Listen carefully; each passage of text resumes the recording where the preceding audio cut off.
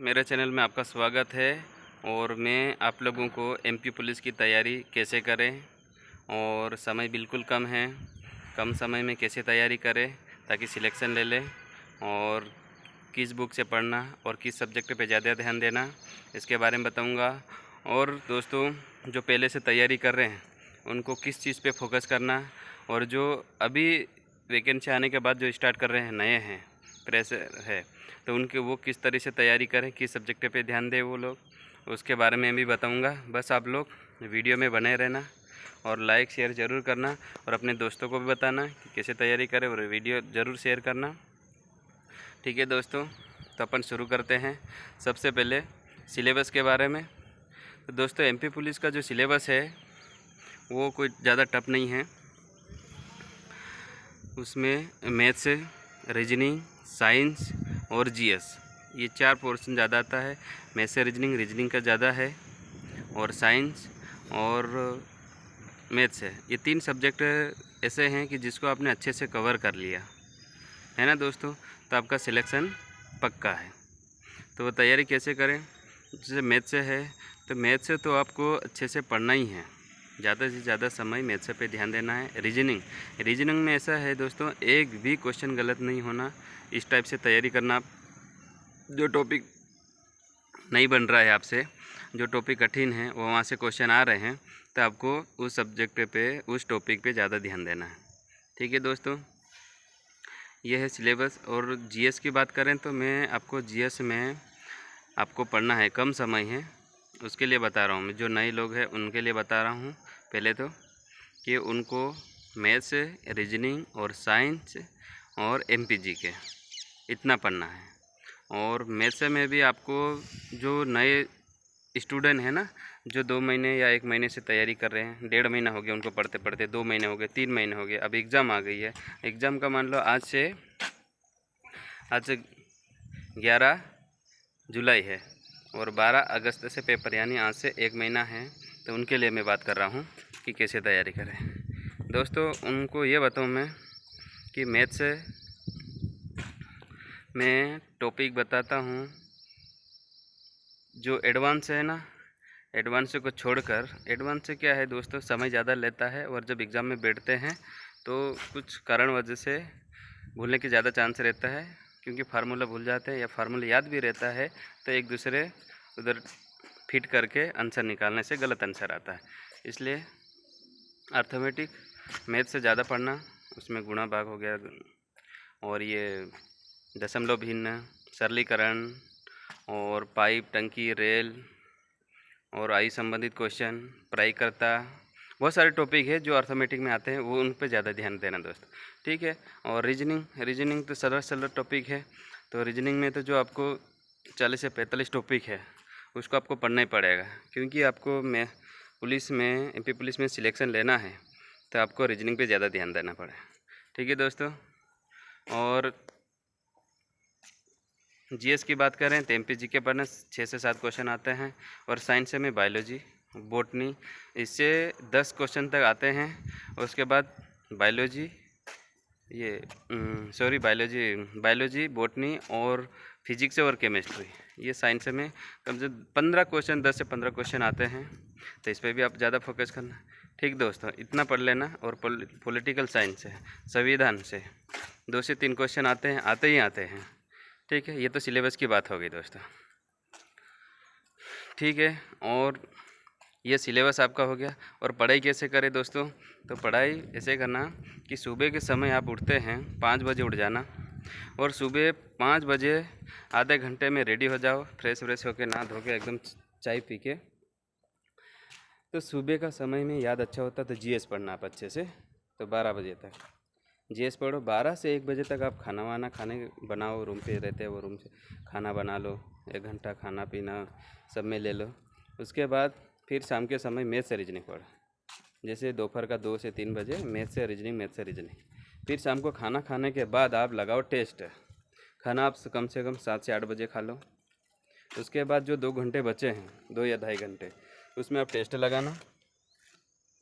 Test लगाने के बाद फिर उसको एनालिसिस करना। ठीक है, कि कौन सा क्वेश्चन गलत हो रहा।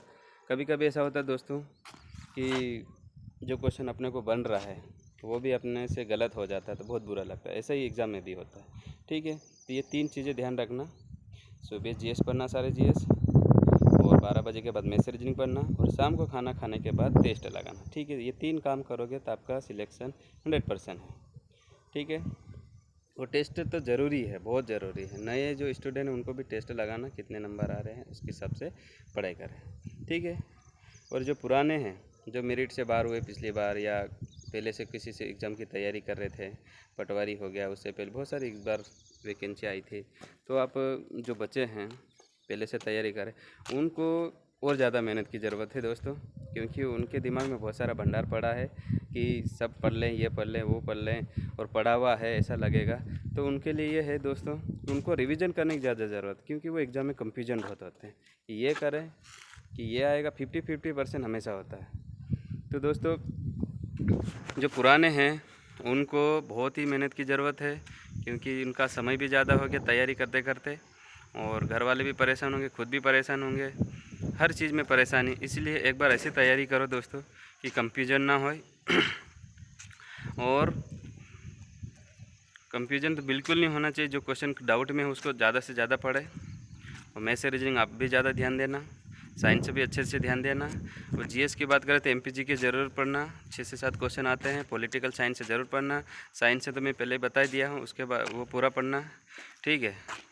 बाकी हिस्ट्री वगैरह 1-2 क्वेश्चन आते हैं, लेकिन इतना सब्जेक्ट पढ़ने में टाइम नहीं रहेगा, इसलिए उस पर मैं नहीं बोलूँगा। और आपकी कैपेसिटी है पढ़ने का तो आप पढ़ सकते हैं, ठीक है। और मैंने तो तैयारी की थी दोस्तों, तो मैंने मैथ्स रीजनिंग और साइंस और पॉलिटिकल साइंस और एमपीजी का पे ध्यान दिया था, और मैं उधर एग्ज़ाम की भी तैयारी कर रहा था, तो उनका इसलिए मेरे को फ़ायदा हो गया था इसके एमपी पुलिस में। ज़्यादा मेरे को लगा नहीं तैयारी कर रहे सर एमपी पुलिस की, स्पेशल तैयारी नहीं की थी। हाँ दोस्तों, और ये तो आपकी पढ़ाई कैसे करें इसके बारे में है। हाँ दोस्तों, फिर आप लोग पढ़ाई के बारे में हो गया। हाँ दोस्तों, और आपको परिवार में बता दूं, आपके सक्सेस या आपको सक्सेस हो जाएगा तो आपको सब पूछेंगे, लेकिन असफलता मिलने पे आपको लोगों मोहल्ले वाले या जो भी अपने परिवार के, वो यही चाहते हैं कि यह आगे ना बढ़े। इसलिए दोस्तों उनकी बात ध्यान में रखना कि मेरे को बहुत सारे टोकते हैं कि क्या कर रहा है इतने दिन से, साल 2 साल हो गया, 3 साल हो गया, अभी तक एग्ज़ाम नहीं निकल रही, फलाने का लड़का नौकरी लग गया, फलाने का लड़का टीचर बन गया, फलाने का लड़का पटवारी बन गया। तो दोस्तों इसको साबित करना है, ये लास्ट मौका है। तो दोस्तों आज ही से लग जाओ पढ़ाई करने में, और पढ़ाई ऐसी करो कि आर की पार, मतलब क्या बताऊँ कि ये वैकेंसी लास्ट है आप लोगों के लिए। उसके बाद चुनाव होगा, चुनाव के बाद फिर समय लगेगा, कह नहीं सकते हैं वैकेंसी आएगी या नहीं आएगी। तो आप यही सोचो कि मेरे लिए लास्ट चांस है, उसके बाद मैं कुछ नहीं कर पाऊँगा, ठीक है दोस्तों। और आज मैं आप लोगों के लिए समय निकाल के आप लोगों से बातचीत कर रहा हूँ, ठीक है। और परिवार में कोई साथ देने वाला नहीं रहता है मम्मी पापा के अलावा, तो उनको ध्यान में रखना। अपनों को पढ़ाया लिखाया, इतने समय से पैसे दे रहे हैं, तो वो फालतू व्यर्थ ना जाए पैसे, ठीक है। तो आपको मेहनत करना है, बहुत ज़्यादा करना, बहुत बहुत बहुत। कि अभी तुम वीडियो देख रहे होंगे कि मन में लग रहा होगा कि अब भी पढ़ाई करने बैठ जाओ, दोस्तों ज़रूर, क्योंकि पढ़ाई है जो आपको आगे ले जाएगी, शिक्षा ही जो आगे ले जाएगी। आपका सफलता मिल जाती है तो आपको भाई बहन परिवार सब कुछ मतलब ठीक हो जाएगा, मतलब ज़्यादा अच्छा है उनको भी पढ़ाई करने में ना। वो दोस्तों और बाकी तो पढ़ाई कर ही रहे होंगे, लेकिन और ज़्यादा करना है, कम से कम 12 से 13 घंटे पढ़ाई होनी चाहिए। बिल्कुल भी बर्थडे पार्टी हो गया, दोस्त बुला रहे हैं, चाय पीने बुला रहे हैं, कुछ भी होता है ऐसा रूम पे कि आजा बैठे, कुछ भी किसी के यहाँ जाना नहीं, किसी को बुलाना नहीं, जब तक एग्ज़ाम ना हो जाए ज़्यादा। क्योंकि अपने लिए एक एक सेकंड, एक एक मिनट बहुत कीमती समय है। और दोस्तों जब तक एग्ज़ाम ना हो जाए, जब तक तो घर जाना ही नहीं, ठीक है। और दोस्तों मैं आपको बताऊँ, मम्मी पापा हो गया, घूमना फिरना तो बिल्कुल नहीं करके, घर तक नहीं जाना। और परिवार वाले तो दोस्तों आपके पीछे पड़े रहते हैं, जैसे काका बाबा हो गया, मोहल्ले वाला हो गया, कोई भी हो गया, मतलब कि वो सोचेंगे कि ये बिल्कुल भी आगे ना बढ़े। तो आपको उनको करके दिखाना है, करके दिखाना, आपको बोलना नहीं कि मैं ये कर रहा हूँ, बस करके दिखाना आपको, ठीक है। और नौकरी लगने के बाद तो दोस्तों लाइफ स्टाइल ही बदल जाती है, हर चीज़, क्योंकि जो चीज़ें अपने को ज़रूरत होती है वो पूरा हो जाता है, क्योंकि वेतन चालू हो जाता है तो अपने हर जो चीज़ें चाहिए रहती है ज़रूरत की वो आसानी से मिल जाती है। नहीं तो स्टूडेंट लाइफ आप लोग जी रहे होंगे, मैंने भी जिया था स्टूडेंट लाइफ, बहुत कठिनाई रहता है दोस्तों, बहुत कठिन जीना है, क्योंकि अभी महंगाई इतनी बढ़ रही है कि जीना मुश्किल हो रहा है। तो इसलिए आप लोग एक बार ऐसे तैयारी करो कि सिलेक्शन लेके रहना है। और दोस्तों एक बार और बता दूं कि एमपी पुलिस का जो सिलेक्शन लेने के बाद मतलब आसानी से सिलेक्शन नहीं मिलता है दोस्तों। हम लोग को जो हम सिलेक्शन लेके और ट्रेनिंग कर रहे हैं, तो आप लोग जो तैयारी नहीं कर रहे होंगे वो भी सोचते होंगे कि एमपी पुलिस या पुलिस बनना आसान है, हर कोई बन जाता है, मैं बनना नहीं चाहता। नहीं दोस्तों, बहुत मेहनत लगती है। आपको मैं बता दूं कि पहले जब फॉर्म वार्म डल जाता है, फिर तैयारी करते हैं, एग्ज़ाम देने जाते हैं, वहाँ से हमारा स्टार्ट होता है। जब हम एग्ज़ाम देने जाते हैं उसके बाद नंबर स्क्रीन पे बताते, उसके बाद भी डर बैठा रहता है कि सिलेक्शन होगा कि नहीं होगा। जब रिज़ल्ट आता है तो सिलेक्शन हो गया, सिलेक्शन हो गया है, तो उसके बाद भी उस बंदे में सिलेक्शन हो गया, फर्स्ट बार में नाम आ गया है फिज़िकल के लिए। अब उसको डर रहेगा कि मेरे को फ़िज़िकल निकालना, फ़िज़िकल भी बहुत टफ वाली चीज़ें हो गई हैं, तो फिज़िकल देता है। पहले सिलेक्शन हो, एग्ज़ाम निकालता है, एग्ज़ाम में पास होता है, फिर फिज़िकल में पास होना रहता है। उसके बाद तीसरी जो कंडीशन है वो मेरिट। मेरिट बहुत ख़तरनाक चीज़ है दोस्तों, क्योंकि मेरिट में बहुत सारे लोग लास्ट स्टेप रहता है, खास तो मेरिट ही होती है। अच्छे नंबर आने पे कोई दिक्कत नहीं, लेकिन कम नंबर आने पर मेरिट में बाहर हो जाते हैं। क्योंकि दोस्तों मैं खुद 4 बार मेरिट से बाहर हुआ था, SSC GD 2 बार, एक बार MP पुलिस, एक बार जेल प्रहरी, ये 4 हो गई। उसके बाद ये 5वीं बार में मैं MP पुलिस में सिलेक्शन लिया अच्छे नंबर आने के बाद।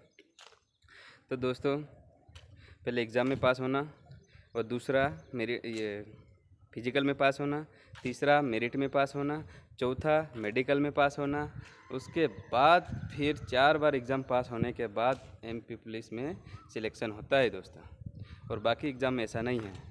जैसे टीचर में एक बार एग्ज़ाम दिया, पास हो गया तो नौकरी लग गई, और पटवारी एग्ज़ाम दिया, मेरिट में नाम आ गया, पास हो गया तो नौकरी लग गई।